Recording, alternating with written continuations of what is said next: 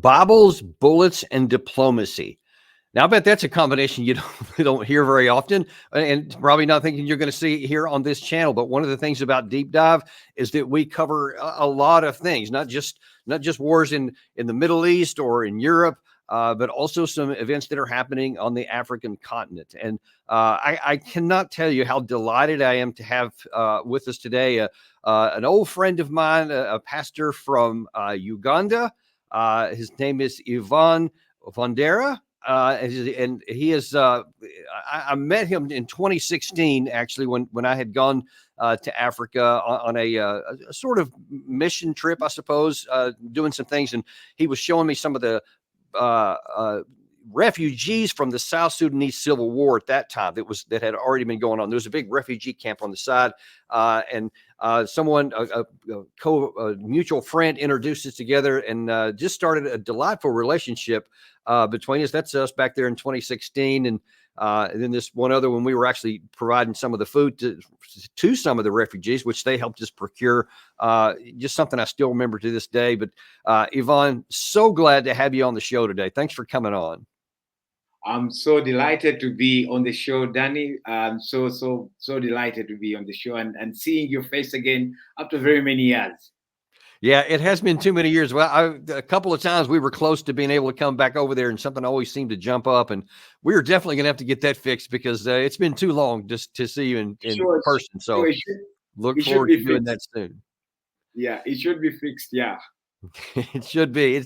But listen, the reason why I wanted you to come on today and why I want our audience to see is that we like to highlight what people are doing, especially when things are going good. We talk so many times about the problems and some of the failures of some of our diplomats and our military leaders in different parts of the world and things that are being done that harm people. But when something goes good, that doesn't get much notice. And the story that you had that we talked about not too long ago, I knew as soon as I started hearing the story, this is something we had to get on Deep Dive because it is going to be incredibly interesting just on a human level, but also on seeing what happens on the ground, because we're always worried on this channel about what is ground truth reality and what are the dangers and risks and opportunities. And we're going to be talking about some things here because you're a pastor and you go and you preach the gospel and tell people about Jesus and all that. But there's also some other aspects of your ministry that have very profound direct impacts on people's lives ironically, in the diplomacy area. And so we're going to be talking about some of that too. But first of all, I wonder if you could just tell us a little bit about the Sudanese Civil War, the South Sudan, rather, Civil War that's going on down there. And actually, let me preface it by showing just a clip that kind of captures a taste of what has been going on up to this point. The government has been fighting these rebels since 2013 when the ethnic war started, just 2 years into the country's independence from Sudan. Both sides have been accused by the United Nations of human rights abuses, but it's government soldiers who have been blamed recently for attacking and killing villagers in some parts of the country. The Sudan People's Liberation Army, SPLA, insists it's fighting bandits.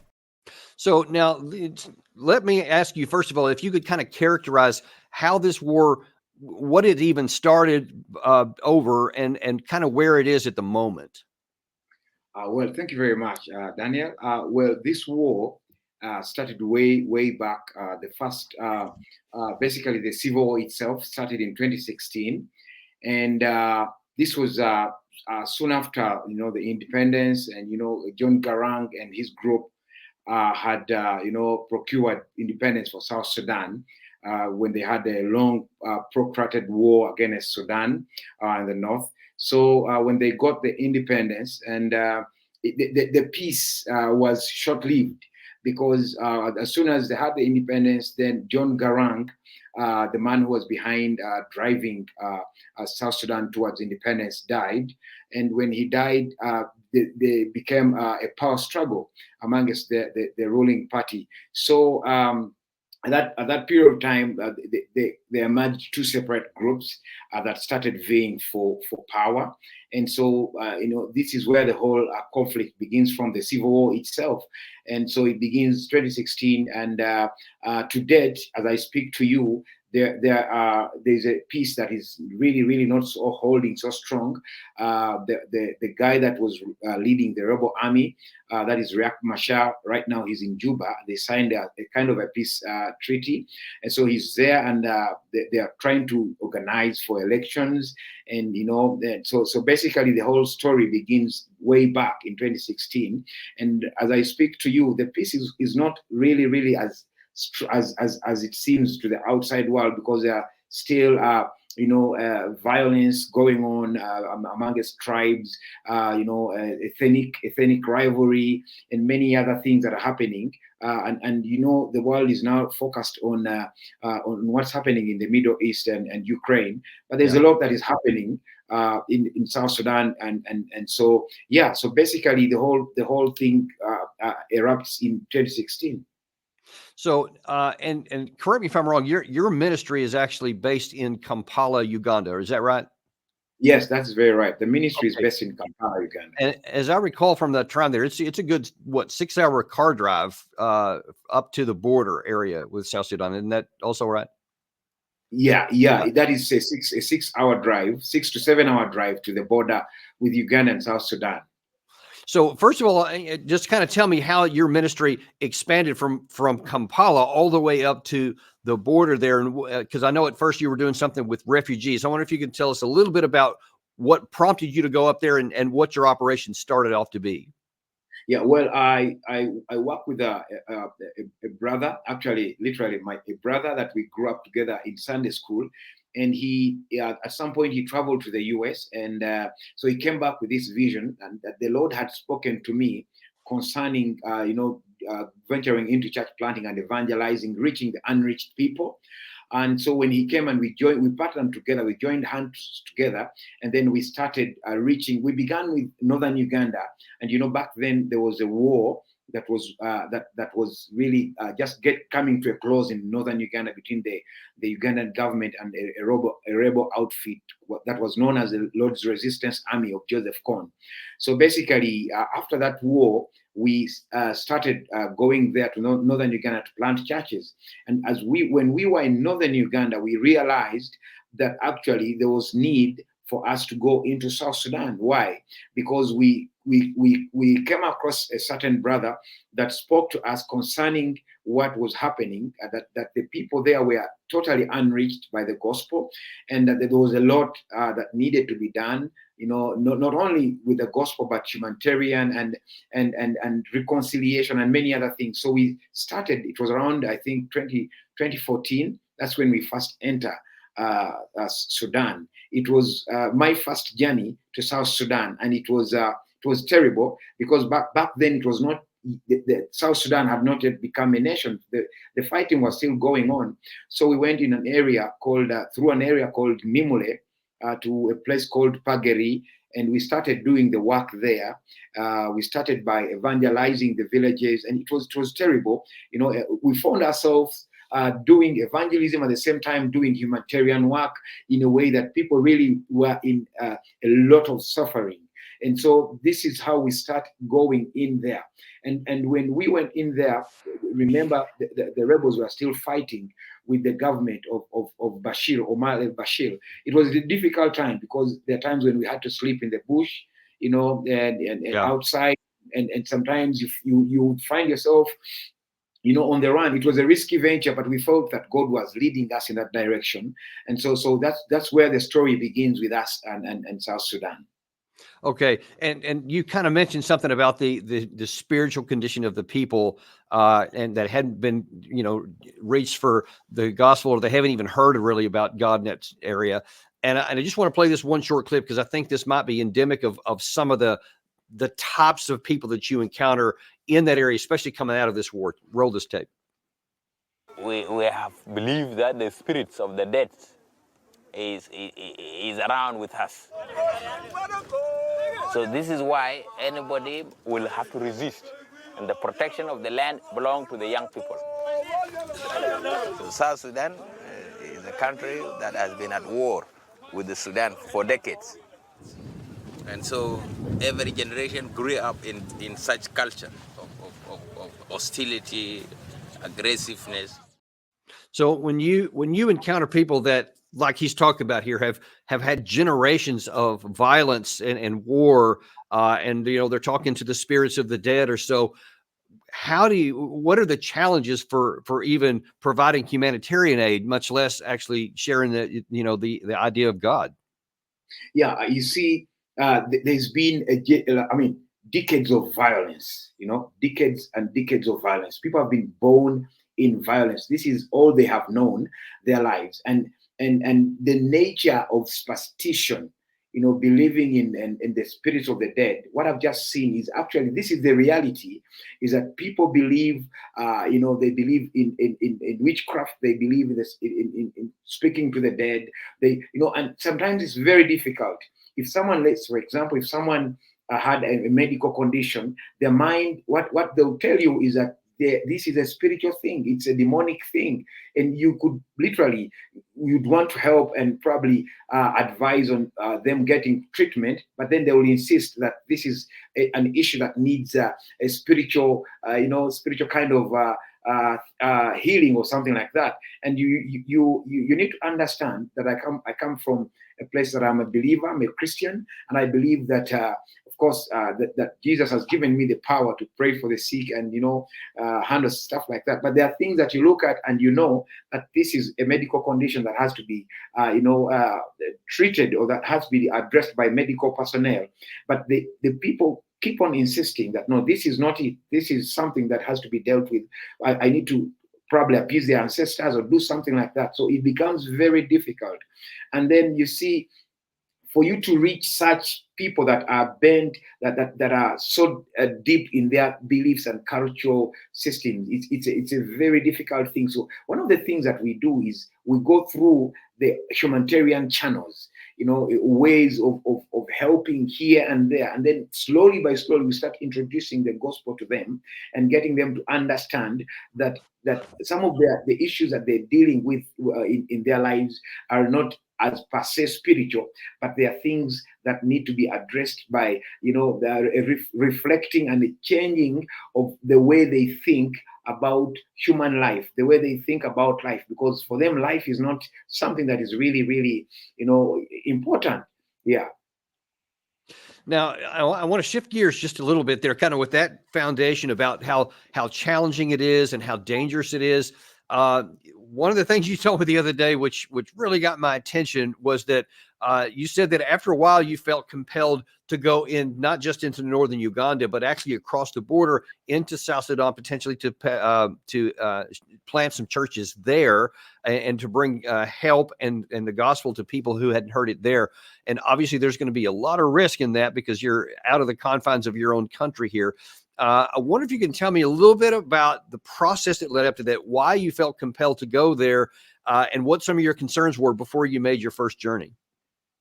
Yeah, well, so the whole thing is we were in Germany, and that is near the border of Uganda and South Sudan. It's just it's a few kilometers from that place called Nimule to the border. But so we were doing evangelizing and in northern Uganda, and we were giving out food, because one of the things that we do, we do grow maize and stuff, and then we try to help people. So we had gone to do that, and for me, one of the things that compelled us was the unending stream of violence that had ravaged that country, seeing people, young people, young children, old people that are robbed of life.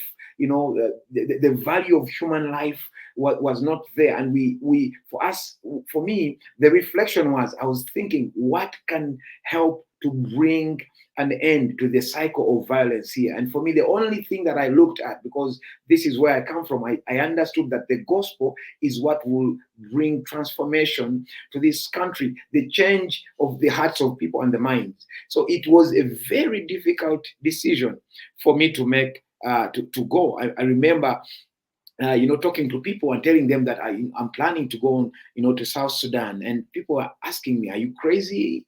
Are you tired of living? Do you, love your life?"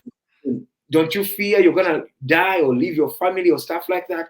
But I felt, the conviction that I did not have to sit back and wait for someone else to come and go and do this. That I had to go. We had to go and do this and take the gospel and do our part in bringing an end to the cycle of violence that had been ravaging that country for decades and decades. So, and that was the first time. And I remember I shared with you when we spoke prior to the show, and I told you that the second time that I do make the trip, I really had the same conflicting thoughts, but inside of me I had this drive, feeling of that if I do not go, then who is going to go? It was like as if I was the only one that was supposed to be going there. Me and Henry, that we were the only people that are supposed to be going there. So I thought, and we thought and said, ask Henry, if we don't go, who is gonna go? So we need to go and do whatever we have to go to do. We begin with whatever we can begin with. Right. So so up to that point, so that was your internal struggle, but then you reached a point to where you have to go. Now, before you get to the next part, I want to show people a clip of this is the world and the environment that you're going into. When the RSF captured Wad Madani, Sudan's second largest city, last December, it took over the Sudan Army's offices and burned down the city infrastructure, including the National Bank. Hundreds of thousands fled their homes, including Dr. Shakir Yahya of the international humanitarian group CARE. I was so scared. So yes, I was uncertain what's going to happen to my family, to my kids. This airstrikes, this shelling. So I put that last clip in there, especially because that fellow there had obviously some of the same concerns that you did. And yet you, as we see in this next little clip here, you went anyway. Yeah, so this is me walking through Kidepo National Park, going to South Sudan in Chukudum for a mission to reach the unreached people of the Didinga. Okay, so you're in the ready to go now. You've made the decision. And correct me if I'm wrong, but I think you mentioned that it's not like there's a nice little highway that you can just drive up in there. You have to get on some motorcycles and go across what is like a couple of 100 kilometers, I think, right? Isn't that what you said? Yeah. So pick the story up from there. Yeah. So this is very interesting. So we meet this guy, and he's called Paul Lotiki. And Paul Lotiki comes from a place called Chukudum in South Sudan. And he comes to us somehow. It was kind of a miracle. He meets us in Kampala, and we sit down and we're having a conversation. And he tells us, I've heard about you guys. I've heard that you guys have been coming to South Sudan to preach the gospel, to reach unreached areas. So I'm here to invite you to my people who are called the Didinga. Now, the Didinga live in an area called Chukudum. In Chukudum is closely to the border of, it's in northeast Uganda, and it's near the border of Uganda, of South Sudan and Kenya. So he tells us, and he tells us, please, I want you to come. So I'm sitting there with Henry, and we are looking at each other, and we tell him, you know what, let's pray about it, and then we'll get back to you. So we prayed about it, and at that particular time, Henry had a journey that he had to go to. So it remained with me. It remained with me. Now, this thing kept on coming in my heart. You need to go. You need to go. You need to go. So remember, I have a family, a young family, and so the conflict begins now. How am I going to explain to my wife that I'm going in this area, this violent area of South Sudan, and taking the gospel there? And so I started, the conflict started, happening in my heart. And at the end of the day, I prayed and asked the Lord, Lord, is this the right path for me? I did not, to tell you, Daniel, I did not at that particular time hear God speak to me that go. But I felt, the struggle. I cannot not go. So I sit down with my wife and I tell her, I did not tell her everything, the clear picture of what I was getting myself into. I told her, I feel I'm compelled to go to this part of South Sudan to take the gospel. And because she knows I am, a preacher of the gospel, she agrees to it. I did not tell her everything. So a day comes, I call Paul Lotik. I tell him, Paul, I think we are coming. So we get in a car, me and another friend of mine, a pastor, a South Sudanese, who lives in a refugee camp right now in Germany called Bosco. So we go with him. We drive from Kampala for over 8 hours. And we are going to this place. So we go and then we sleep in a border town of Uganda. So the next morning, I'm seated there and I'm thinking, I think I'm crazy. You know, I'm really crazy. What am I getting myself into? And so Bosco comes and he calls me. Paul has come. He wants us to go. So we get out of the lodge where we were sleeping and we go. And I sit under this tree before I get on the motorbike to ride towards the border. So I'm conflicted. I'm thinking, what are you getting yourself into? You need to just get back into that vehicle and drive back to Kampala and be safe, you know? So I go and I start praying under that tree and I'm asking, Lord, is this your will for me to go? If it is your will for me to go, speak to me. I need to hear. I need, you know. So I immediately I feel in my mind a thought comes over this scripture in Jeremiah 29:11 that I know the thoughts that I have for you to give you a good future, you know, to give you a good ending, you know, to thoughts not of evil. So when this thought of scripture came to my mind, I rose up. Now, I did not think about the fears that were within. I rose up and I told Bosco, let's go. So we got on the motorbikes. Now, I want you to understand that this place is a remote area. There is no road, like a road network that is proper. It's not there, non-existent. As long as the moment you cross from Uganda to that place, so we ride and then we get to the last border point between Uganda and South Sudan, and I meet a detachment of UPDF soldiers. Those are the soldiers of the Ugandan army, and they call me pastor. They ask me, what do you do? I tell them I'm a pastor. And they ask me, where are you going? So I tell them I'm going to Chukudum, South Sudan. What are you going to do? So I tell them I'm going to preach the gospel there. So they laugh at me. They say, well, we are the last point of civilization here. When you cross that border, you're going to be on your own. But anyway, if you're still adamant on going, come and sign your addresses here, your next of kin, and everyone we can contact in case you do not return. You know, so it was like I was signing a death warrant, you know. So we signed, me and Bosco, we write, of course I wrote my wife's name and her number, then I wrote Henry's name and his number. These are the contacts, people that they would contact in case, you know, I don't make it back. So the fear was in me, but somehow I felt compelled. So what happened is we cross. Now I want you to understand this. We get our passports stamped and they are showing that we have exited Uganda. So we exit and we are riding on motorbikes. I remember I sent you some pictures of that and a video. You know, we are riding on motorbikes and we're going to be riding on motorbikes for over 200 kilometers. And not the Harley Davidson kinds of motorbikes. These are Indian made, you know, hard motorbikes, very hard. You know, they make life difficult. So we cross and we enter South Sudan. And guess what? At the first border point, where you expect to have maybe the police, the border police, maybe immigration officers, there was no one there. It was like we are entering no man's land, you know. And so we enter. And my blood is really, you know, I'm sweating, not because, but I'm nervous now because I'm entering a place and I'm not seeing a house, no sign of human being. So we start riding, and as we are riding like 50 kilometers inland. We come across, this was like a nightmare. We come across a group of young warriors. And when I speak about warriors, I'm not talking about trained soldiers or rebels. These are tribal warriors, you know. So we meet them, and I had stories because initially, before we came, we had got news that prior, like a year before, some priest was killed when he was trying to go in there to do, you know, to evangelize and do the work there. You know, they were killed. These guys were killed. So we meet these guys, and I'm thinking in my mind, well, if Lord, if this is it, then let it be quick. I don't want to suffer with this, you know. If this is it, you know, suddenly they stop us. And these guys were between around the age of 17 and 20, 21, you know, very mean, very mean.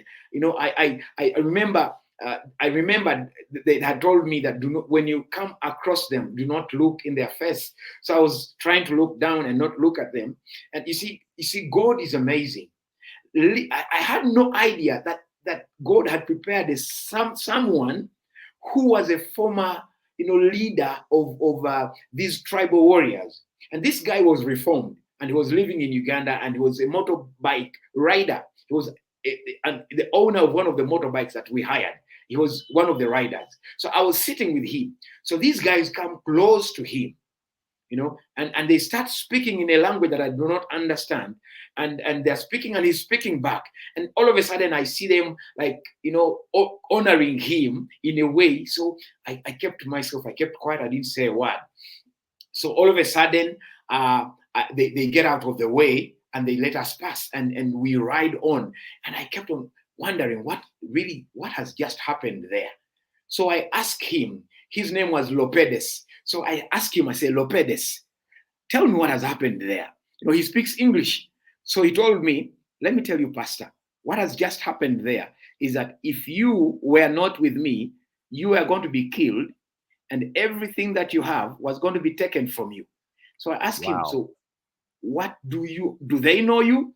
So he just laughed. He said, well, something like that. And then we rode on. And I'm telling you, imagine riding.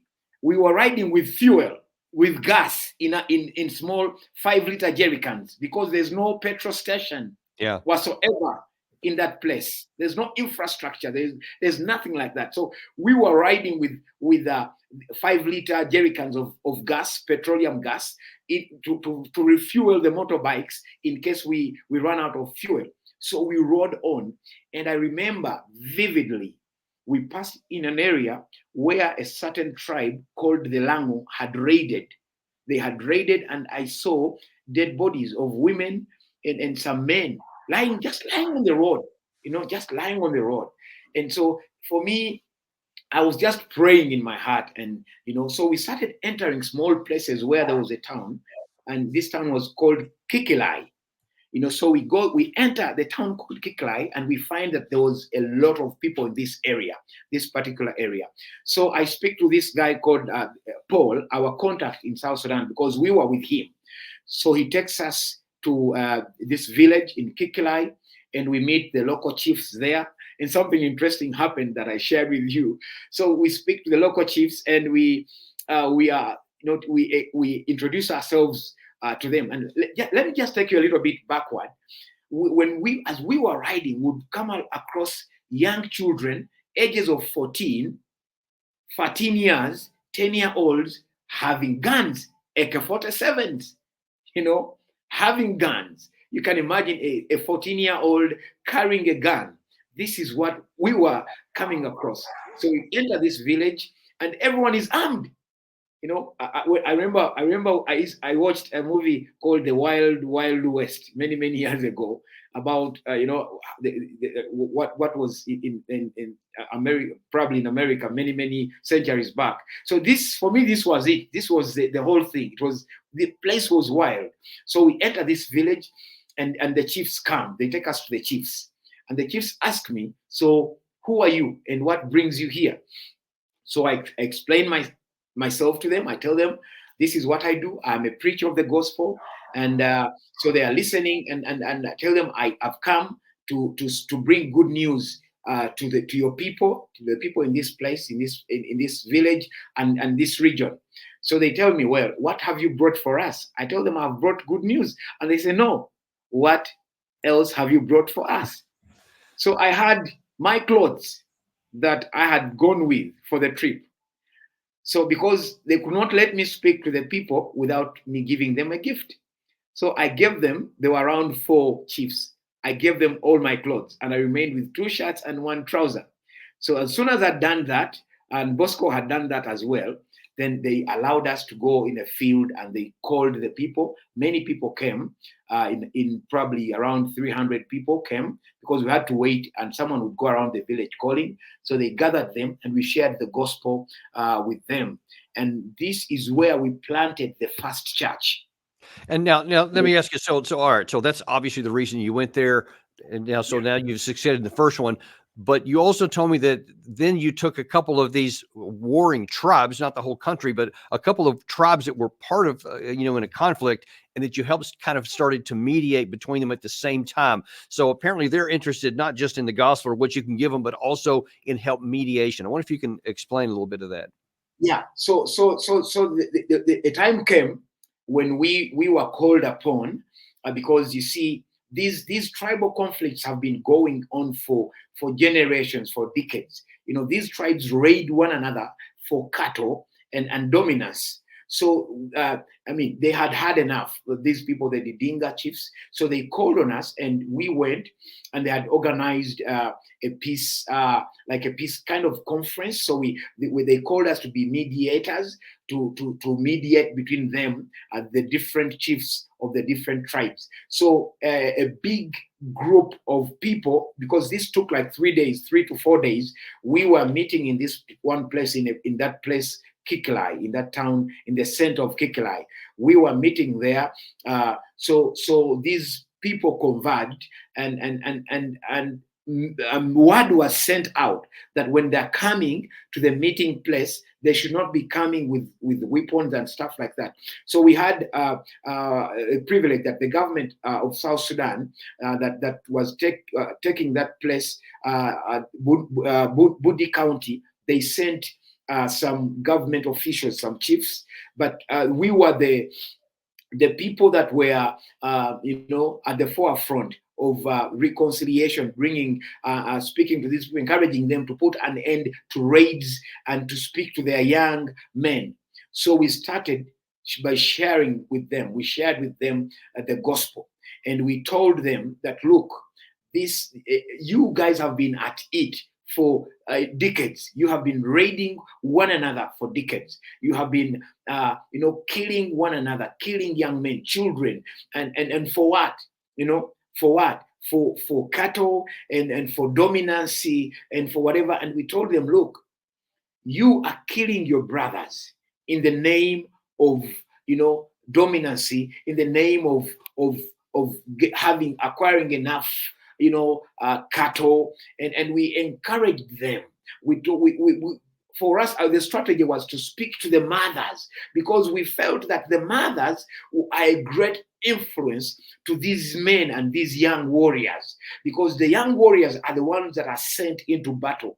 So we started with, we had a meal. The meal was organized for all to eat, have one meal, to eat one meal, because there was this rumors that were circulated amongst these two tribes, dehumanizing the other people, saying that, the Lango are like this, the Didinga are not human beings, they are animals, they are savages, we need to get rid of them, we need to fight them. So the reason why we got them to sit and eat together, for them to see that this is actually a human being like me. He eats food, he drinks water. Which was the first tribe that you met the first time? The first time we meet a tribe called the Didinga. Okay. And so how did you even establish a meeting with the second tribe that they would even listen to you? Yeah, so now there's these guys. There's a reverend father from another town that he was a member of, he's a tribeman of the Didinga, but he was working and living with the Lango, the other tribe. So we got in touch with him, and he connected the other tribes, the other tribe to and he spoke to, it took months for them to agree to come and meet. Okay. So he spoke to them for months, because for us, we had done our part. Our brother Paul Lotiki, who comes from the Didinga people, we had done our part through Paul Lotiki to encouraged the Didinga to come to this peace conference, to talk. And then there was also another group which is called Root of Generation that had also got involved in it. So we managed, after a long time of negotiations, we managed to get these two warring tribes in one place. And for us, our fear was that we were fearing that probably violence could erupt. Something small could cause, a small thing could cause violence to erupt. So we kept on praying and trusting that everything is going to go according, to plan. So we started this 3-day peace conference, and we got women to come and speak about the pain that they have endured, seeing their children dying, and others not burying their children because they are killed in battle, and their bodies are discredited, lit on fire. And so there was, every side was expressing their pain. For us, what we wanted them to see and realize that if the Didinga feels pain, even the Lango feels pain. All of us feel the same pain, and this pain comes as a result of the violence. So we spoke to them and we told them that enough is enough with the killing. You need to agree to coexist. The other party has to coexist with their cattle, and you guys have to coexist with your cattle. You need to understand that it does not take away anything from you if you do not raid the other party, because it got to a point where it was tit for tat. Now it had stopped being cattle raiding, but it was tit for tat. You kill us, we kill you. You kill us. So we spent 3 days talking, us, me, myself, Bosco, Paul Lotiki, and then we have these guys from a Root of Generation. They come, we present to them, we talk to them, and then we use music as well as an instrument. And at the end of the day, we shared the gospel with them. We got them, we spoke to them and told them, look, we are all created in the image of God. Yes, we may be speaking different languages, but all of us are created in the image of God. All of us, bleed red blood. There's no much difference between us. You need, to understand that God wants us to coexist. We need to share, whatever resource that we have with one another. And so, okay, so that was the end of 3 days then. And how long ago was that? When did that conference take place? That is I'm talking about a year and a half ago now. Okay, and so how have things evolved over that period of time? I can tell you, Daniel, things have gone to better. They have become better. They have become better. And to tell you that they have become better, recently I received a message, from one of the people, the commissioners that was present when we were mediating the peace. And he wrote to us. He wanted us to go back there and in a different region to help bring, to mediate peace with us, other tribes, with another group set of tribes. So I can tell you there is a good precedent that was set. There is a good testimony. These people are living peacefully now. Recently Paul went back. He's actually there. Paul Lotik. He took his family back. Remember, he had run away from South Sudan. He had come to Uganda. But to show you that peace is reigning in that place now. Amazing. Paul took his family back, and as I speak to you right now, he's in South Sudan, in Chukudum. And so we just failed to go because of the resource that was needed for us, to be going there. So but I can tell you that things are moving in the right direction.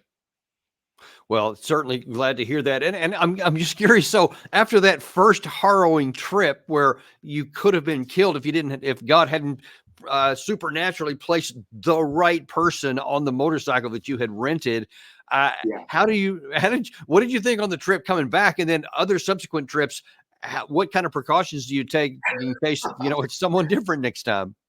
Yeah. Funny. This is a funny story. So when we were coming back, I'd spent there close to a week. So when we were coming back, it was like it was like I wanted to get home, because the last night that we were there, the lodge, the makeshift hotel that we were staying in, had no door. It had no door. So I spent most of the time that I spent there, I did not catch sleep because I was living in fear, you know. So when the day came for us to come back to Uganda, and I went back and spoke to the chiefs that had invited us and that we had, you know, meetings with, and we told them now we are going back. So we got on the motorbikes again and we started riding back. We started riding back for, you know, for kilometers and kilometers. So when we come, and what is running in my mind is I'm thinking, am I going to come back here? Well, now I'm excited. My heart is excited because of what I've seen. We have planted a church. Yeah. You know, reconciliation. We have brought this, and I'm excited. I'm saying, well, am I going to come back or not? And I'm thinking, I should come back. I shouldn't be coming back here. I need to be coming back here. But then my other mind is telling me, no, you don't need to come back. Let this be the last time. Because, I mean, you know, you never know what can happen if you come back. God has kept you safe this time around. When you get home, don't think about coming back. So we ride back. And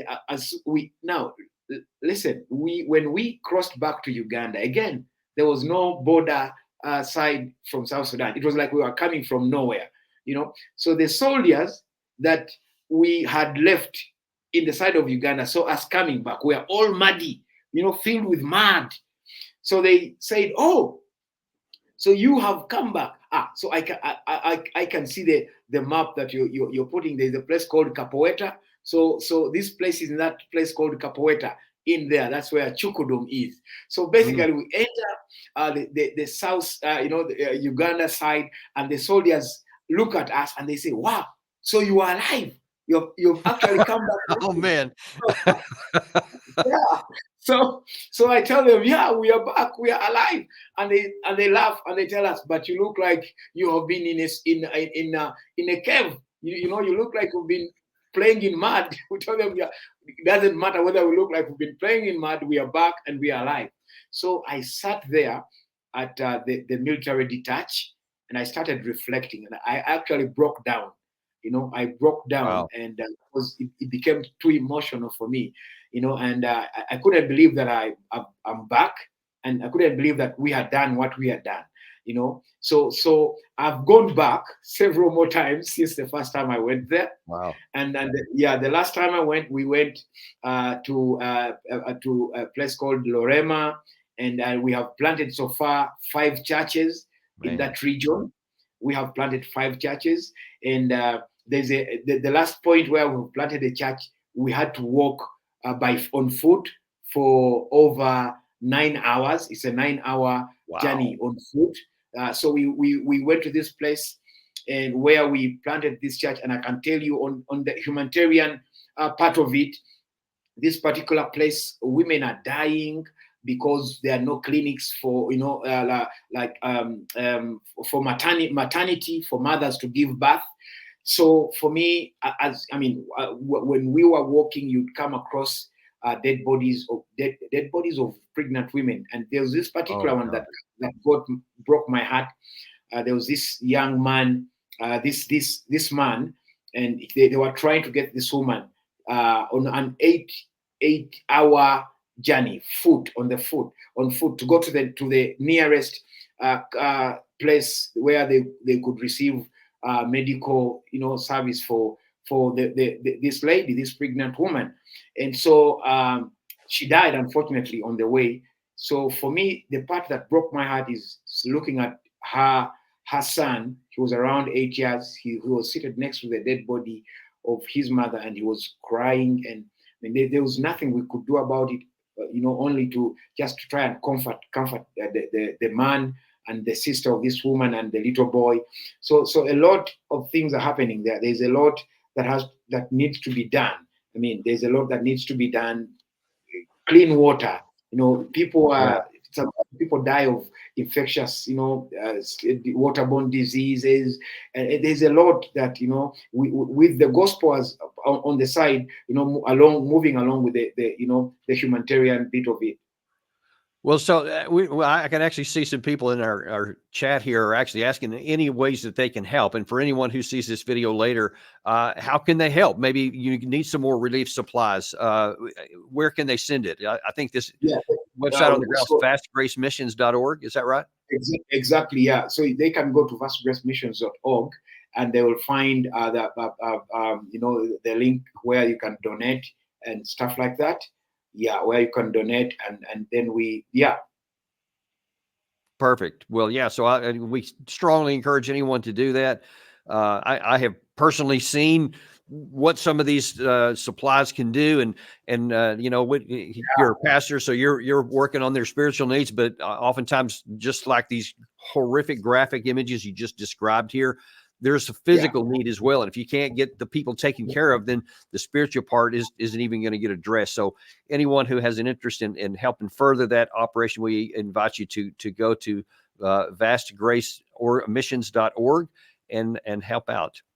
Well, I tell you, this is just an amazing story, and we're so grateful for the courage that you've shown and the willingness to be used by God and by man for the benefit of all, bringing peace, bringing spiritual grace. Yvonne, you're an amazing person, and honored to call you brother. And I'm honored to call you brother, Daniel. I am. And so we'll continue to follow this if there's any future developments, especially if you branch out to some of these other tribes and try to bring peace to more people over there. We're gonna, you can count on our prayer support and other support too. And we hope to catch up with you soon. Yeah. Yes. And I'll be in touch. And there's a lot that we are planning, and I'm actually planning to travel to Juba, most likely on the 11th. We are going to a place called Sherekat, and in Sherekat we want to go and establish places where we want to go and do looking at drilling a well there, and then preach the gospel and plant a church in that particular area.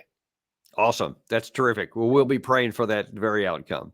And we thank you for joining us today. This has been a little bit different than our normal deep dives here, but it just shows there are things going on all over the world. There are amazing people all over the world. And we love to be able to highlight those stories, especially when it's somebody's doing something really good for people like this one here with my friend Yvonne in Africa. Thank you very much for joining us.